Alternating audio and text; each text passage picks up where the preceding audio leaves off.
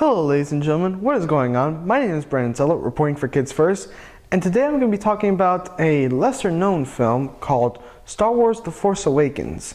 Well, actually, you know what, I'm missing something here. Hold on, yeah. Hold on a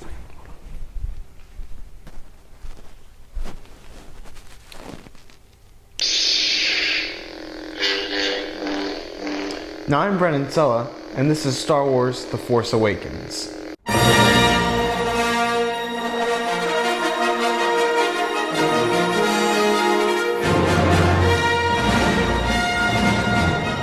So as a Star Wars fan, I really wanted to review this movie. I really wanted to watch it, and in fact, I have so I'm so enthusiastic about this movie, I'm not even gonna have a script. I'm not even gonna have a script. In fact, here.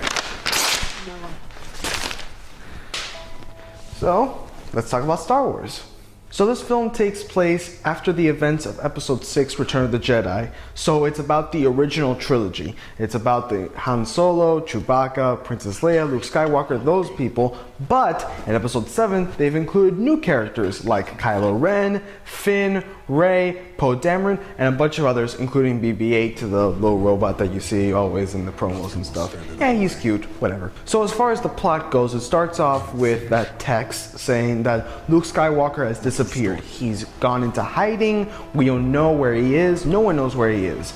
And in his absence comes the rise of this group called the First Order. And they're like an imperial kind of army led by Kylo Ren, who seems to be this Sith kind of leader. So Kylo Ren is going across the galaxy trying to find Luke Skywalker. Meanwhile, there's a stormtrooper who's later named Finn, meets up with this rebel pilot named Poe Dameron. They escape the First Order, they crash in a planet, and then Finn meets this girl Rey. And then the three of them separately but together, they have these adventures. And that's basically the movie. I can't spoil it that much. I have to be this vague. So please, trust me on this. So let's talk about the characters. First off, J.J. Abrams, the director of this movie, did a fantastic job in creating these multi-layered characters that we see in all of his other works. For example, the evil Sith guy Kylo Ren. I was watching the movie and I was enthralled because every single one of his actions had a meaning to it. It wasn't just he was angry, it wasn't that. It had a reason for it. Every single character has multiple reasons for their actions. They have multiple emotions. They're not just these one emotional characters. And it makes for a very enjoyable experience. And as far as the characters go, the movie does a great job in transitioning between the past characters and the new characters. For example, there are a couple scenes with Han Solo in it, and he really orchestrates this transition from the old generation to the new generation, which I was worried about because I was like, how are they gonna make this transition from the original trilogy into these new characters? I gotta tell you, they do a great job of it. It's spot on. So now let's move on to the nitty and gritty stuff, the technical aspects of this movie. Again, blown away by it. It was just enough CG that it didn't look like the old trilogy, which had too much real effects and it was kind of clanky, but it had enough real effects to it, enough tangible effects that it wasn't like the prequels, that everything was CGI. It's a great blend. It makes for a great visual aspect of the movie. It makes for a great experience.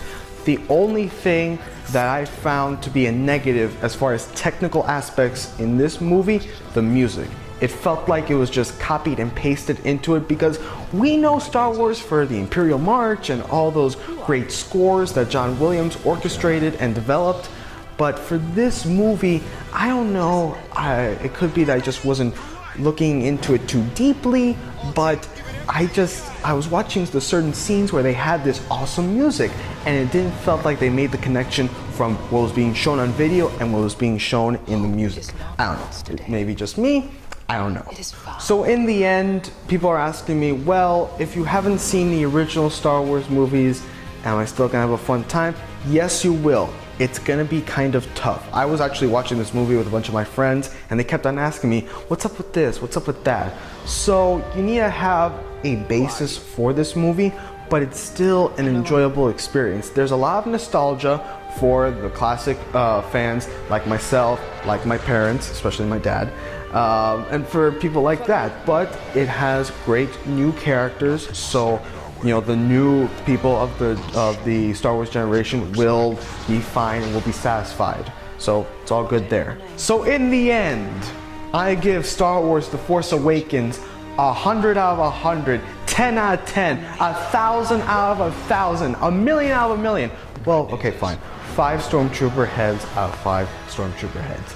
Because it's a great, fun experience for old and new fans alike. Great visuals, great dialogue, great storytelling elements, great action scenes, on the money for everything.